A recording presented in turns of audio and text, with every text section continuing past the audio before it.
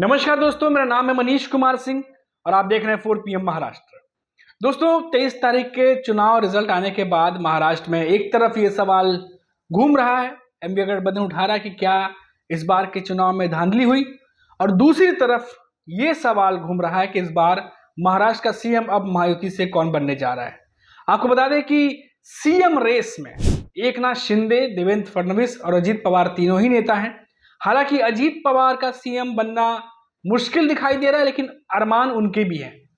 अब ऐसे में एकनाथ शिंदे के नेता नरेश मस्के की बात कर लें, या फिर बीजेपी के नेता जो है उनकी बात कर लें, या अजीत पवार की एनसीपी की बात कर लें, तीनों ही दलों के नेताओं के बीच में इस बात को लेकर घमासान मचा हुआ है कि आखिर सीएम उनके ही पार्टी के जो प्रमुख नेता हैं वो बने।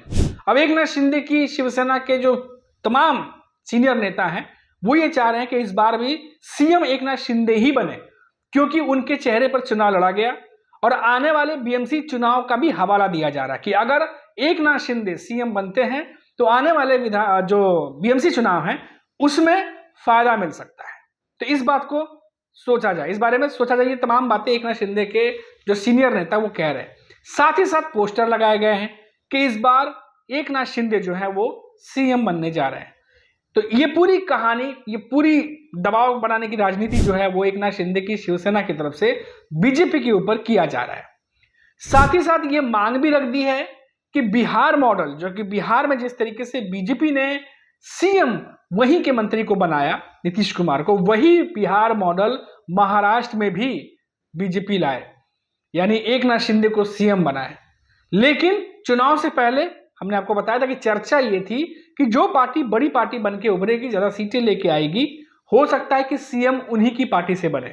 और ऐसे में अगर ये फॉर्मूला काम करता है, ये फॉर्मूला चलता है, तो बीजेपी की तरफ से देवेंद्र फडणवीस का नाम सबसे आगे बताया जा रहा है। अब इसमें अजीत पवार, जो कि पहले भी कई बार ये बात कह चुके हैं कि पीछे से आए हुए मंत्री उनसे आगे निकल गए और वो अभी तक डिप्टी सीएम ही बन पाए हैं, तो उनके भी अरमान है मुख्यमंत्री बनने के। और उनके जो पार्टी के नेता वो ये बात कह रहे हैं कि इस बार अजीत पवार को भी मुख्यमंत्री बनाया जाना चाहिए। लेकिन इन सबके बीच में बीजेपी के जो तमाम सीनियर नेता हैं वो देवेंद्र फडणवीस का नाम आगे रख रहे हैं। लेकिन ये बात जरूर कह रहे हैं कि इस पर फैसला तीनों जो प्रमुख नेता वो बैठेंगे।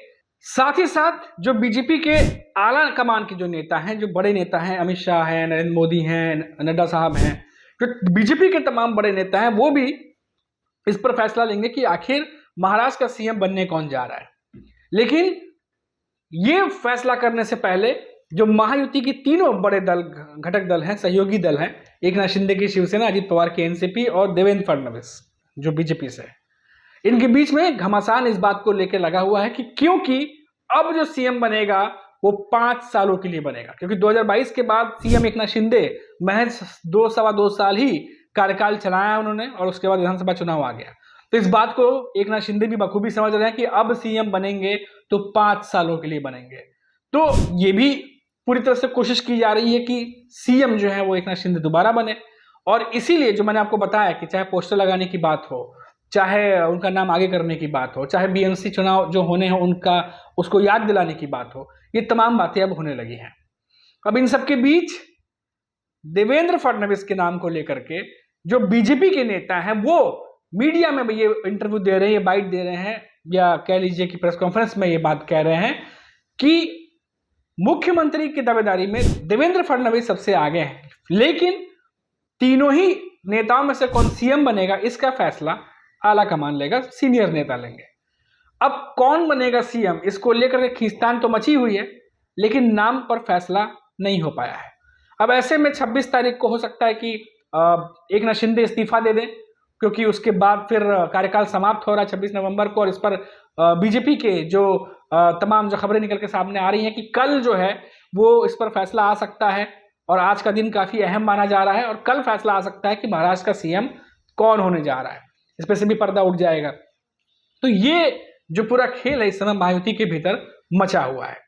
अब भले ही अजीत पवार या उनके नेता जो है वो कह रहे हो कि अजीत पवार को भी सीएम बनाए, पर कहीं ना कहीं ये बात अजीत पवार को भी पता है कि हो सकता है कि इस बार उनका सीएम बनना मुश्किल हो। अब इस पर कल जो फैसला है वो आ सकता है, और ये देखना होगा कि अब इस पर किसके नाम पर मोहर रखती है। फिलहाल इतना जरूर है कि तीनों ही दलों के भीतर भयंकर खींचतान मची हुई है। सीएम पद को लेकर के पूरी कोशिश चल रही है, दबाव बनाने की राजनीति भी चल रही है कि सीएम उनकी तरफ से बन जाए।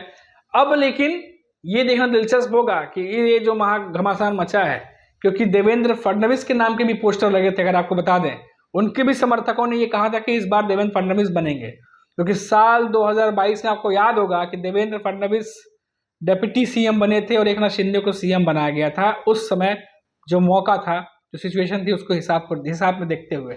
लेकिन क्या इस बार वापस से सीएम एकनाथ शिंदे बनेंगे और डिप्टी सीएम देवेंद्र फडणवीस बनेंगे, या देवेंद्र फडणवीस डिप्टी सीएम बनेंगे, या फिर मध्य प्रदेश की तरफ कोई नया नाम सामने आएगा? ये भी अपने आप में बहुत बड़ा सवाल है कि जिस तरह मध्य प्रदेश में नाम सामने आया सीएम पद को लेकर, जिसकी उम्मीद किसी ने नहीं की थी, ऐसा क्या कुछ महाराष्ट्र में भी होने जा रहा है? इसकी भी आशंका से जो है वो नजरअंदाज नहीं कर सकते। तो अब देखना होगा कि आखिर जो भीतर खींचतान चल रही है, जिस पर सबकी नजरें टिकी हुई हैं, तमाम जानकार इस सवाल का जवाब जानना चाहते हैं कि महाराष्ट्र का अब सीएम कौन बनने जा रहा है, इसका जवाब कब तक आता है। और पता चला कि दिल्ली जो है वो पहुंचेंगे, तीनों मंत्री पहुंच रहे हैं, सीएम एकनाथ शिंदे, अजित पवार, देवेंद्र फडणवीस, उनकी दिल्ली में मीटिंग है। उसके बाद वापस मुंबई आएंगे और मुंबई आने के बाद जो होगा अनाउंसमेंट हो सकती है। तो ये पूरी सिचुएशन जो है महाराष्ट्र में इस समय बनी हुई है दोस्तों, इसमें कोई दो राय नहीं कि दबाव की राजनीति, मैं फिर से बता दूं, दबाव की राजनीति चल रही है। अब इसमें कौन कैसे फिट बैठता है, कैसे क्या नया दाव आता है, किसका नाम सामने आता है, इस पर सबका नजर बना हुआ है। अभी के लिए इतना ही, फिर लौटेंगे तो बात करेंगे किसी बड़ी खबर पर। तब तक के लिए इजाजत दीजिए, आप देखते रहिए 4PM। नमस्कार।